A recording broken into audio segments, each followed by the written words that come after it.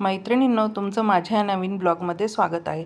आज मी तुम्हाला घेऊन जाणार आहे आमच्या पिंपरी चिंचवडमधील जुन्या सांगवी या परिसरातील गजानन महाराजांच्या मंदिरामध्ये आज 148वा प्रकट दिन गजानन महाराजांचा होता। तिथे सगळे भाविक जमलेले होते। भरपूर लाखो लोकांची गर्दी तिथे पाहायला मिळते। पुस्तकांचे स्टॉल, पूजेचं साहित्य तिथं आपल्याला पाहायला मिळतं। विजय ग्रंथ, वेगवेगळ्या ग्रंथाची इथं पुस्तकं आपल्याला पाहायला मिळतात। तुकाराम गाथा, ज्ञानेश्वरी अशी अनेक आपल्याला इथं पुस्तकं पाहायला मिळतात। असे अतिशय सुंदर असा परिसर इथे भाविकांनी गजबजलेला होता। मंदिरामध्ये सुंदर असं डेकोरेशन, फुलांची सजावट केलेली होती। तुम्ही पाहाल आता यापुढे आपण मंदिरात गजानन महाराजांच्या दर्शनाला जाणार आहोत आणि गजानन महाराजांचं दर्शन आपण घेणार आहोत। तर आता तुम्ही इथे बघू शकता पूजेचं साहित्यही असं भरपूर होतं इथे।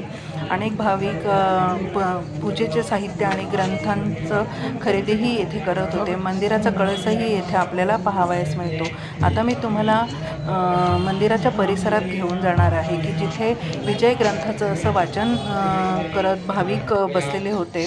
तिथे 7 दिवसांचा सप्ताह बसलेला होता। आपण बघू शकता मंडपामध्ये सगळे भाविक गजानन विजय ग्रंथाचे वाचन करत असताना आपल्याला पाहावयास दिसतात। आता तुम्ही बघू शकता की सुंदर असं इथे खूप सुंदर असं वातावरण झालेलं होतं। लाखो भाविकांची गर्दी आपल्याला इथे पाहायला मिळते। समोर आपल्याला स्क्रीन दिसतात। समोरच्या स्क्रीनवर आपल्याला एक महाराज आहेत की ते ग्रंथाचं वाचन करताना दिसतात। इथे मंदिरात दर्शनासाठी भाविकांची अशी मोठी लाईन आपल्याला दिसते। हजारो भाविक महाराजांच्या दर्शनाला इथे आलेली होती। आता मंदिराच्या आपण परिसरामध्ये चाललेलो आहोत। आता सुंदर असं गजानन महाराजांचं इथे आपल्याला दर्शन घडत आहे आणि खालच्या बाजूला सुंदर अशी एक रांगोळी महाराजांची काढलेली होती। समोरच गाई वासरूची एक मूर्ती इथे दिसते। लाखो भाविक आपल्याला या परिसरात चहल पहल करताना दिसत आहेत। बघा तर मैत्रिणींनो, खूप सुंदर असं वातावरण मंदिरातलं झालेलं होतं। इथे देणगीसाठी अनेक स्टॉल होते।